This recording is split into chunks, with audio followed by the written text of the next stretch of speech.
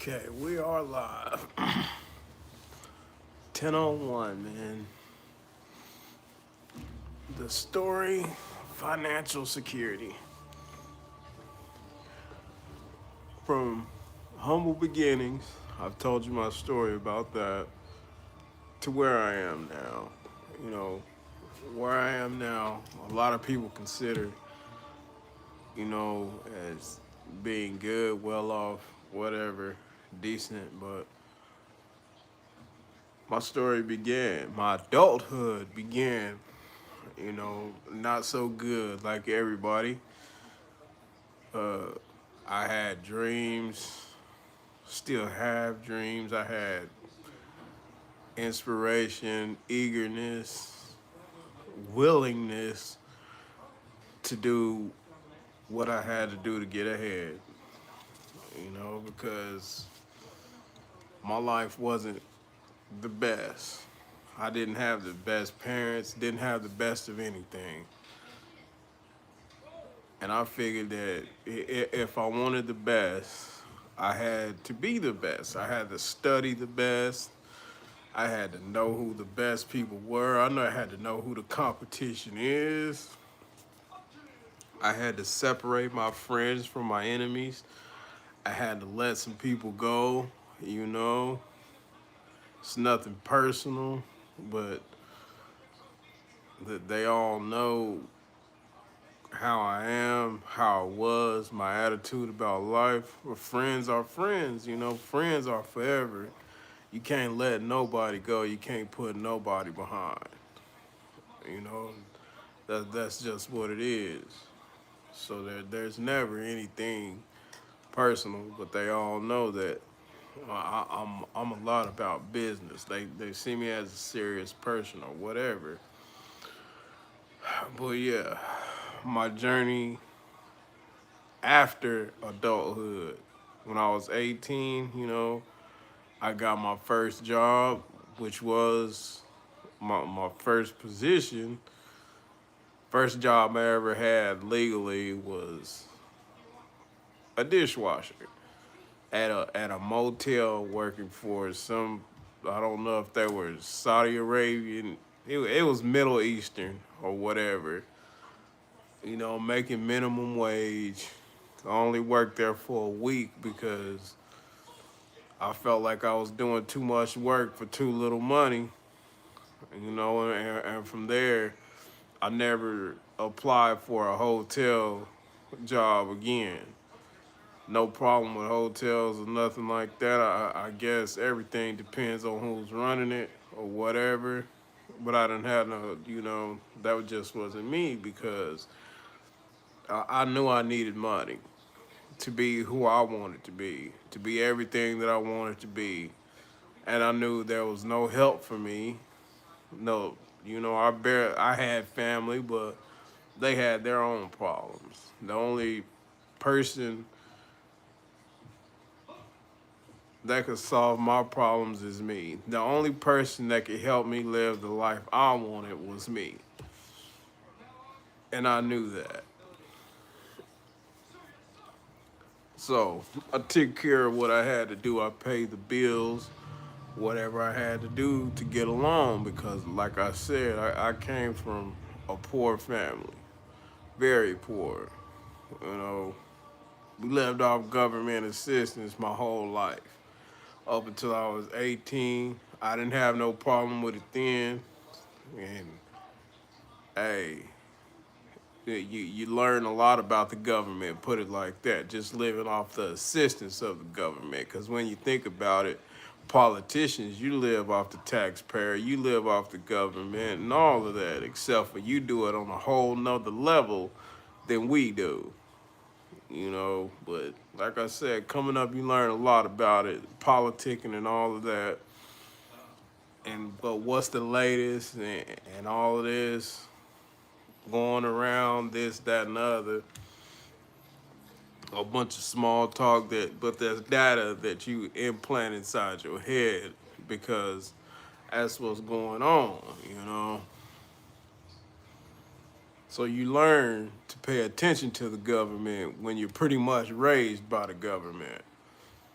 DHS in and out, Section 8, and all of that. That's my story. Those are all the things that I could live with, but I knew I had to escape it.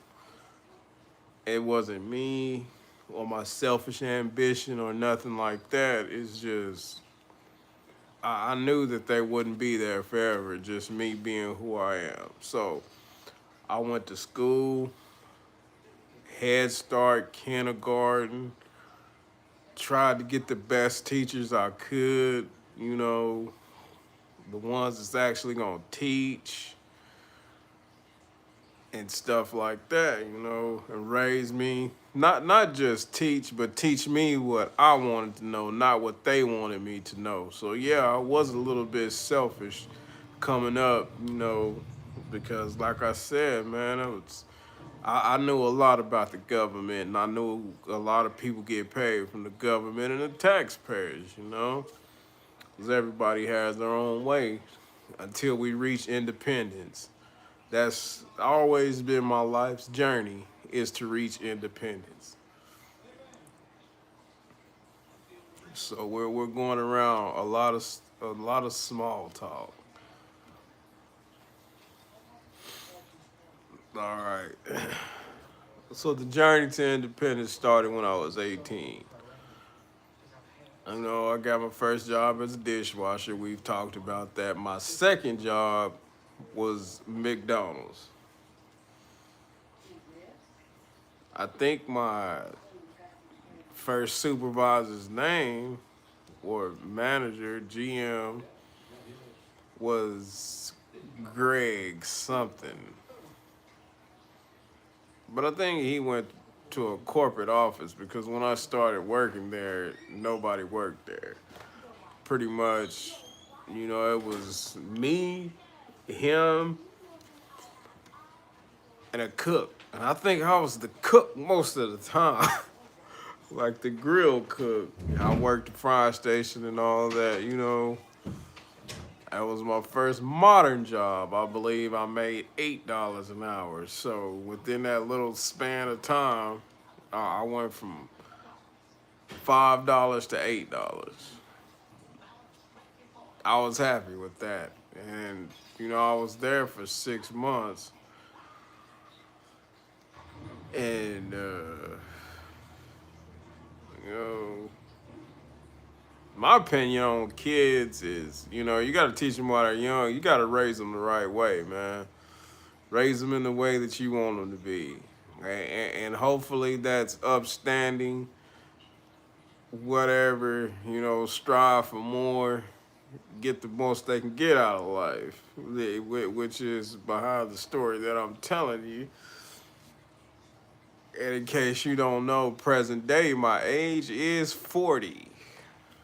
And from what I've seen about African Americans and stuff like that, me being, I'm African American and like 13% Native American or whatever, 1/8 generation or however they do blood quantum, I don't know, but it's a very close generation of Native Americans, close enough to know where the capital is and to know my history about Freemans and all of that stuff. That would be me. That would be my family, which is great numbers. Like I'm talking hundreds, if not thousands. There's a lot of them. We all keep in touch some kind of way, and we find ways to keep in touch. And from generation to generation, I know I've seen the highest I've ever seen somebody go was between 56 and 65. So I treat that, I treat my life like that, man. I got to get a lot done while I can because tomorrow ain't promised. You know, that's why when I see somebody go that's young, you know, 30, 40, 50, 60, sometimes in their 20s, man, I know that a lifespan, a healthy lifespan is over 80 years old. So that's young. and you can live to be 120, but I don't see why somebody would want to live to be 120 unless you look like you 20 and you're 120. I can see that. So yeah, I watch a lot of vampire movies, or whatever. I wonder if people are vampires at the rate that life is going. You know, how do people become millionaires? How do people become billionaires? How does all of these things happen in such a short lifespan? But there's generational wealth and stuff like that. But when you are the starting generation of wealth, how does that carry on, you know? When you're the start of your generation of wealth, you know, slavery is behind us not very long, you know. I say the 1800s, and this is 2000, you know, that's about 200, 300 years, not 2,000 or 3,000 years. That's just two generations. You know, so we have come a long way. I can say that. And somewhere in your lifeline, one of your generations does have to start that, even if it is you. So, what I did, I studied the ways, I took advice, I listened to everybody. Like I said, I'm not rich, but I can see myself well off, you know, kind of worry free, but how long for worry free if anything happens? That's always my question.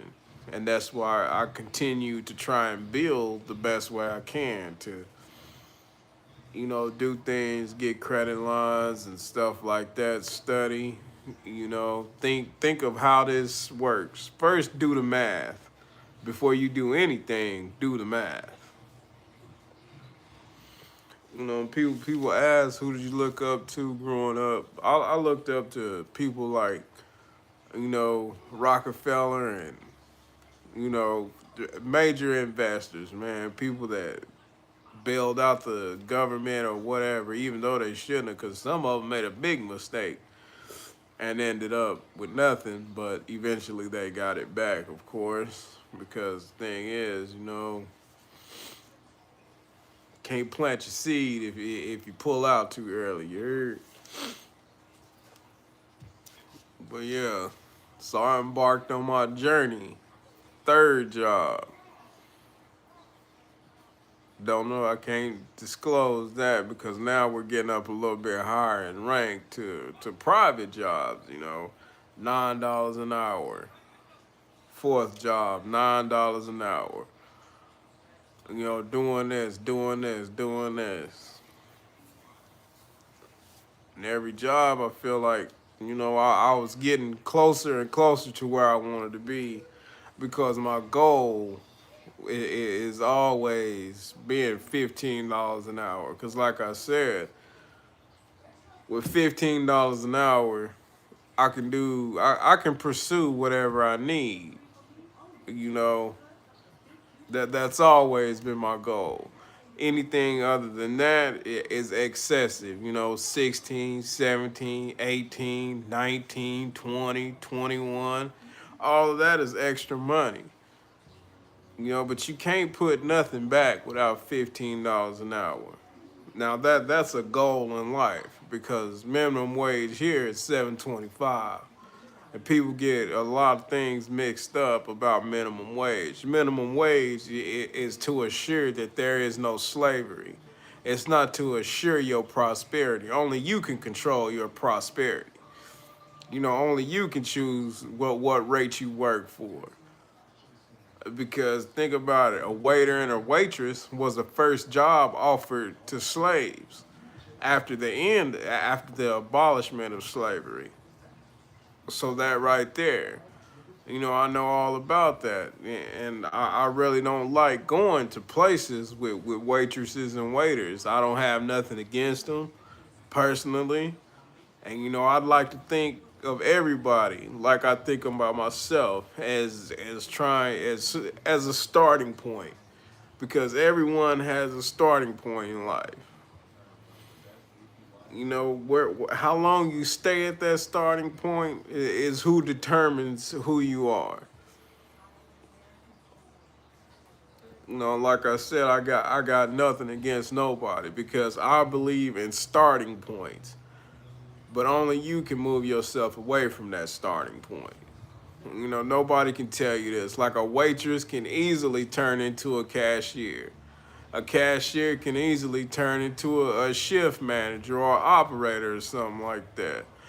You know, it's just how far are you, how many steps are you willing to take?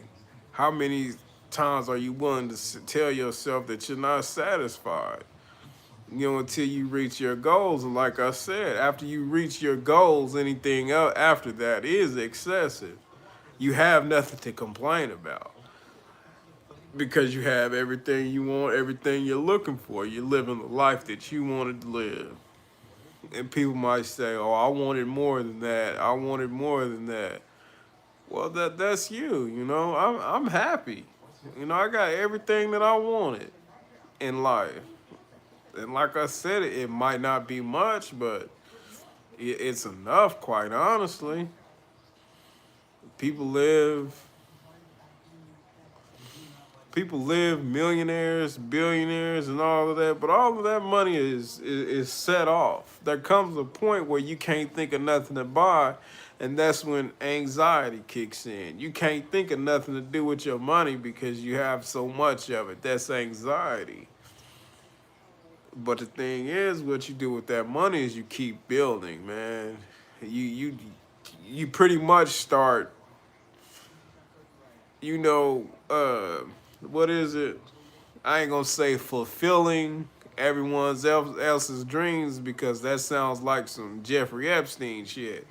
But I'm talking, you know what I'm saying? Help others in their journey. You know, that's what you do. You invest in other people. When you're done investing in yourself and you see that your knowledge took you beyond what you believed in, beyond what you wanted to be, then that's when you start helping other people. You know, and in the beginning it is scary. People don't think it's scary because think about it. There's a new generation born every 10 years. There's somebody that knew you from when you were 10 years old. And then there's their kids that know you now 10 years to, well, 20 years later. And then after that, that's what it is. It's generation after generation after generation before people realize that who you were aren't who you are today, you know. Who you were is what your kids see. And the thing, you can't inflict the same problems on your kids or blame your kids for acting how they act because you didn't act like that because you were not raised in the same conditions. You know, I was raised in rougher conditions than my kids. You know, so I can't blame them for acting the way that they act. I don't know how they act. I don't know how they feel. To me, they're all faking, you know, but like I said, that's me. That's not them. I thought I was a bad person. I thought I'd never be any good, but here I am, you know, doing the best I can. And evidently, the best I can is a lot to them, but to me, it's just getting by because that's all I ever knew was getting by. I never knew that my getting by was helping a lot of people, you know, helping a lot of neighborhoods, helping build neighborhoods, helping uphold neighborhoods, keeping up with the integrity of the people. I never knew that that's what I was doing because all I was worried about was me, how I wanted to live, how I felt. And the way I wanted to live was pretty much strictly enforced upon everybody else, and their life became better. you know, when they built communities and, you know, upheld the communities and the violence level went down, yards got cut, all of that stuff, you know. I didn't ask for that. I just set the example, you know. I fixed a lot of things myself. You know, all I needed was an Allen wrench. Not even an Allen wrench. This was before Allen wrenches. All I needed was some vice grips, a pair of wire pliers, and a crescent wrench, man, and a screwdriver, maybe if we need a screwdriver. You know, all of these things cost less than $10. So that yard is gonna get cut. If somebody donates a lawnmower to the neighborhood, to me, that just gave me the responsibility to make sure all of these yards get cut. You know, if you need to borrow it, I had to fix it. You have to buy your own gas. I have the gas can. Gas wasn't that much, man. But whenever you put the gas in this gas can, you know it's coming back to the community. You know, that's all we need. We start this raggedy ass lawnmower, man. Clean up this community. You know, somebody in the community has a chainsaw or whatever. You know, if we can't get community action to cut this tree out the yard. You know what I'm saying? So we're gonna have to start trying to get us a chainsaw. But you know, community action, they was always there, and they got that tree out the yard. You know, this was during the May 3rd tornadoes and all of that. We've always pulled the community together, and that's the community that I come from. Even though I did not want to go there, what happened? Once again, I said once you live off the government long enough, you understand the government, and you pretty much become a project. That's why it's called the projects. So I did what I had to do, survive, pull the community together. You know, when everything got done, you know, and 10 hut, you know, on to the next mission, man. You know, mission success, mission success, mission success. 3 projects. You know, and like I said, here I am today trying to build on myself. My life has never been easy. And for that, I can kind of say that I'm thankful. But I'm not thankful. But I am, though. Because the reason I'm not thankful is because I asked myself, why does it have to be me? Why couldn't you pick somebody else? Why am I talking to God so much? Is also my question. I don't talk to nobody. Head down and ask why. Why does it have to be me? You know, and then head up, because the only answer you're going to get is because it has to be. You can try to put that in as many words as you want to. The answer is always going to be because it has to be. You know, straighten up your back and get on the journey. You know, this is all going to pay off in the end. So I continue my journey. You know, I went on, get as much money. I went on to as much as living off of Social Security for about 20 years during the whole time of the war in Afghanistan and Iraq and Baghdad. The war on terrorism, that's what it was called. You know, I was on Social Security, you know, living day to day, small apartment, 1 bedroom. Went from a 1 bedroom to a 2 bedroom, 2 bedroom to a 3 bedroom, 3 bed. You know, all my needs were always met throughout the life. You know, and the thing is, the topic is financial security. You know, and this whole time, That's the problem I'm on. They started off with E-Trade. E-Trade was you need this is a set amount of money, this much money, that much money. Once again, I can't do nothing with that. So I had $50. I took that $50 and I bought a security bond. That was my first security bond, an E bond. This was when they were still paper notes when before they went digital. I held on to it and I held on to it until, something happened. I would talk to people, networking, things over the internet. And why can't there be, apps that are cheaper than that? How come we can't find brokers that we can build on? And lo and behold, apps like Stash and Robinhood and all these other apps emerge in a time offering services, and I'll get you a bid in for $5, less than that. And we have a way of getting our money because we're talking about being commissioned and all of that.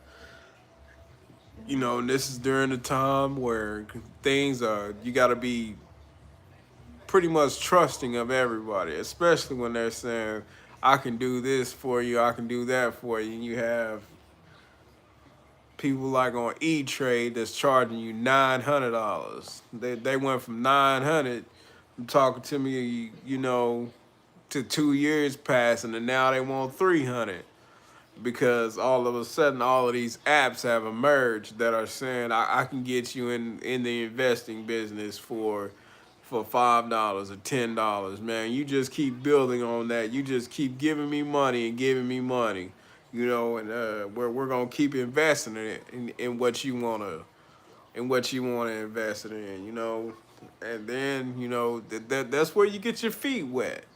Apps like Stash and Robinhood and stuff like that. That's where I started at, and I started with as little as $10. And I just worked my way up because I was down and out. I was hopeless. I was on Social Security. I didn't have no retirement, no 401k. There was no help for me. So I kept doing that and kept doing that, here and there. In less than a year, I had 25% interest and $900. And those weren't good times for me either because I was still behind on bills because I didn't have enough. So that's where I got most of it from. I had 901 app and 900, 800 in another app. Like I had one in Robinhood and I had one in Stash. They helped me out with ETFs and help me understand, the small print of what I'm getting myself into, what I'm investing in, what I'm gonna get, if this is physical stock or just digital stock or assets or whatever. Physical stock means they're gonna send you this stuff, and when you make a sale, then we'll give you what you've earned in that percentage. Like physical stocks are stuff like Microsoft.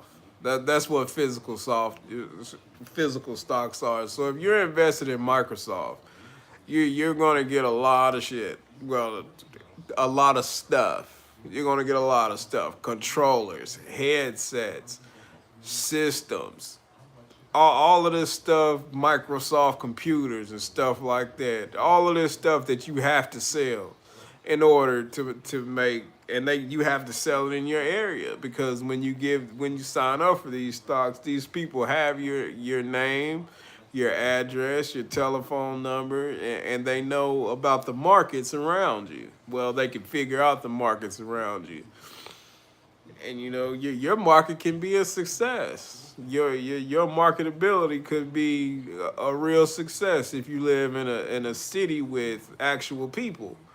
But if you live in a small town, what can I tell you? You know what to expect, right? Expect small town success. But if you live in a city like, let's say, Oklahoma City or Texas or something like that, that's the type of success you can expect, you know, from your surroundings, but still you get a percentage. And off of those, like stash and stuff like that, I was making 25% interest. I made 25% interest on my investment a year. In a year. And like I said, I never stopped to a point to where, I became a name. I made a couple of dummy mistakes, selling early, not paying attention, getting flagged as a day trader and all of that, buy the stock today and sell it before the end of the day. And people say you get a lot of money that way. No, you don't. You lose a lot of trust that way. Uh, I was always in it for the long term, but I decided to try and see what people had going on. I got flagged one time as a day trader, and I never did that again a day in my life, ever. I started building and building and seeing that I had more. The more you put in, the more you get back. And that was good. You invest in credit card companies. Who knows where that investment goes? You can invest in cable companies. You can invest in electric companies. You can invest in upcoming companies. You can invest in semiconductors. You can invest in food. You can invest in a lot of things.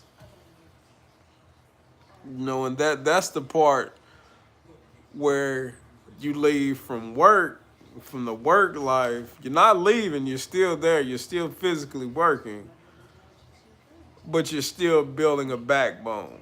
You know how to create a backbone. You know how to back up your dollar. And then, for instance, like I said, I've done this mathematic equation before in my life, saying you make, $54,000 a year, and you're investing, and over the years you're still making this, you're still working, you still got this job, you got your revenue, because working is a part of life. And before you know it, you got, just say $25,000 or $22,000 or whatever. You now have half of your income. So now, not only do you have working income that you're constantly getting, you have this investment over here that's saved up, that's constantly working for you too. You're getting money out in two ways, in more than one way. And sometimes, stocks go down, you lose about $200, $300, $400, $500 on your investment or whatever. But the thing is, don't panic, because think about life. How many days are there good days? There's not always going to be a good day. There's not. There might be a day when you only make 10 cents. There might be a day when you lose $300 or $400.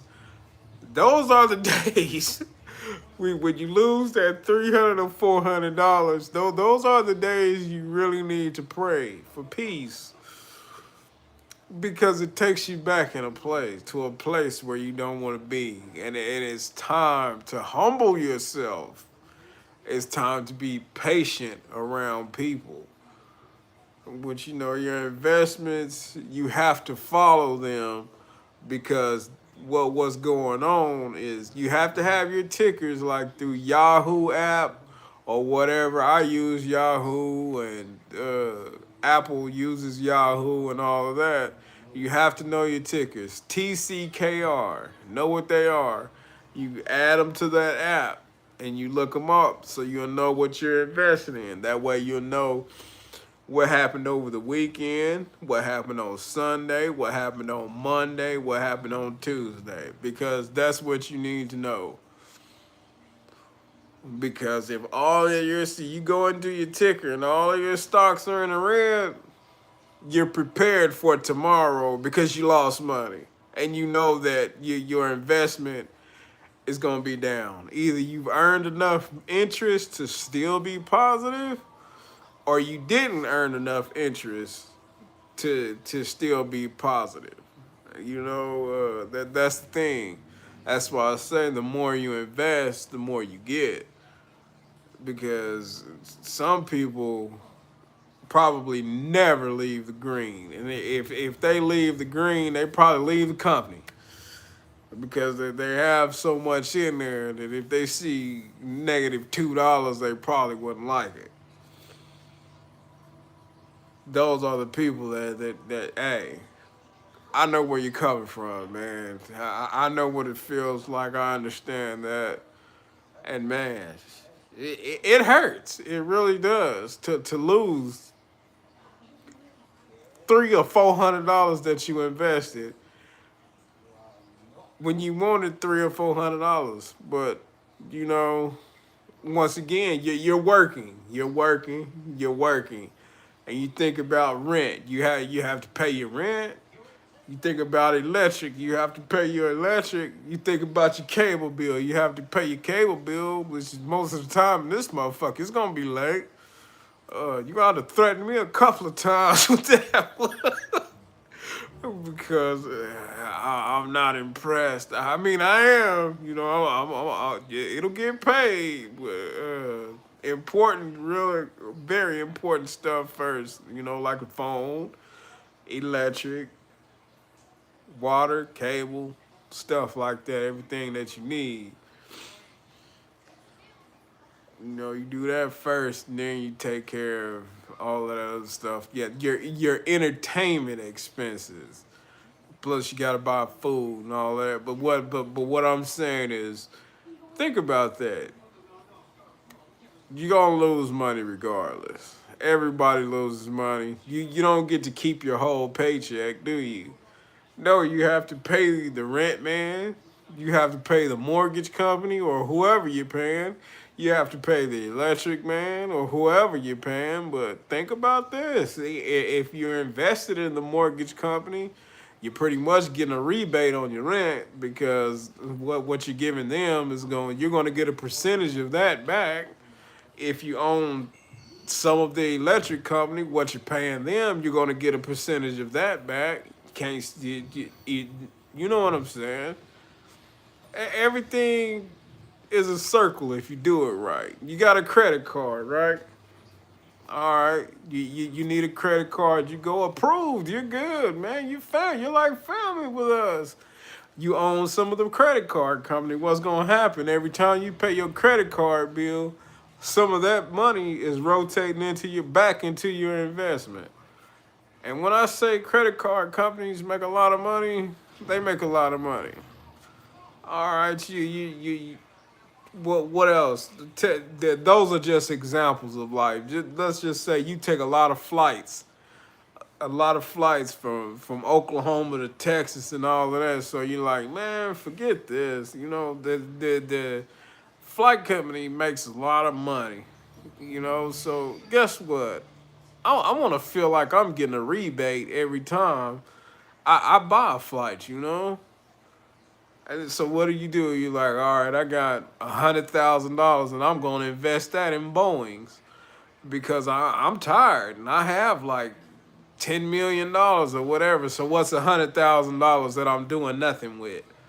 I'm gonna take that and I'm gonna invest it in Boeing. That way, every time I take a flight, I feel like I'm getting paid. You know, I feel like this company owes me something. You know. You know, it's wrong, and you know, hey, you got Visa, you got a whole lot of Visa cards, so you're like, man, I'm tired of this shit, these trumped up rates and all of this stuff, you know. I'm gonna invest in Visa. So you put $100,000 in Visa. That now you, hey, you're pretty much paying yourself, man. You gave them money. You invested in them. Now you're just trying to rotate it back, But don't spend more money than you have than you can afford to lose. Don't invest your whole life. That's just not right. You need revenue. You need working revenue and all of this. You can't invest everything. That's just you can, but you'll be living on the streets because once you're deep in this, you feel like you spent the money, but you didn't. You invested it to make it roll back. Like Walmart. You spend a lot of time at Walmart. What are you gonna do? You invest $100,000 in there. Now you got a Walmart that you can go to and feel comfortable in. And if you complain to corporate, they gonna listen because your ass is $100,000 deep, and you're helping them. You're helping with their payroll. You're helping them get supplies for the store and stuff like that. To me, that's what investing is. And I'm pretty sure that's exactly what it is, so just know to be you got to pay the cost to be the boss or whatever. You want people to listen to your complaints about things that you frequently use, that you always use. Hey, put a couple of dollars in it, man. That's what I do. I don't know why, but I don't complain much at all. Pretty much not at all. Because I could care less. Everybody makes mistakes. That's just part of life. But yeah, man, the road to success, a lot of people travel and a lot of people give up on it. The best advice I can give to you is don't give up on the road to success, man. Continue your journey. Do what you have to do to try and get ahead. Do what you got to do to get ahead. Do what you got to do to stay ahead. And that concludes our segment. We had a good time. Maybe there's a part 2 or whatever, but yeah, man. Well, we'll see what happens.